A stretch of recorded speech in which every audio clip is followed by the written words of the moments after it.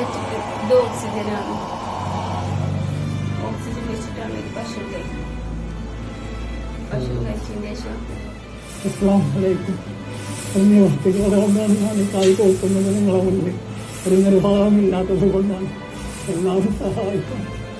ആഹൊരു മാർഗം എന്റെ മുന്നിലില്ല. അതുകൊണ്ടാണ് അങ്ങനെ പറയുന്നത്. ആരൊരു മാർഗം എന്റെ ജീവിതത്തിൽ എല്ലാവരും സഹായിക്കാം. കുന്നംപറമ്പിലാണ് ഞാനിപ്പോൾ ഉള്ളത്.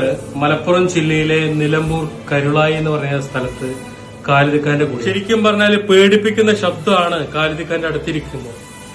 ഓരോ ശ്വാസവും ഉള്ളിലേക്ക് എടുക്കുന്ന സൗണ്ടാണ് ഈ കേൾക്കുന്നത്. എന്റെയും നിങ്ങളുടെയൊക്കെ ശ്വാസത്തിന്റെ വില എന്താണ് എന്ന് ഞാനും നിങ്ങൾ മനസ്സിലാക്കണമെങ്കിൽ ഇദ്ദേഹത്തിന്റെ അടുത്ത് ഒരു നിമിഷമെങ്കിലും വന്നിരിക്കണം. ജീവൻ നിലനിർത്താൻ 2 ഓക്സിജൻ മെഷീന്റെ സഹായത്തോടെയാണ് ഇദ്ദേഹം ഇന്ന് ജീവിക്കുന്നത്. ഈ സാധനം ഒന്ന് എടുത്തു മാറ്റിക്കഴിഞ്ഞാൽ ഈ ജീവൻ നിലച്ചു പോകുന്നുള്ളതാണ്. ഓരോ ദിവസവും ഓക്സിജന്റെ അളവ് കുറഞ്ഞു വരികയാണ്.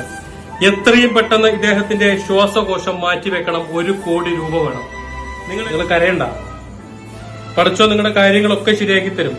ഈ കാണുന്ന ആളുകളൊക്കെ നിങ്ങളെ സഹായിക്കും. കാരണം നിങ്ങളുടെ കൈകളിലൂടെ എത്രയോ പാവപ്പെട്ട ആളുകൾ, ഈ കൈകളിലൂടെ എത്രയോ പാവപ്പെട്ട ആളുകൾക്ക് സഹായങ്ങൾ എത്തിച്ചൊരു മനുഷ്യനാണ്.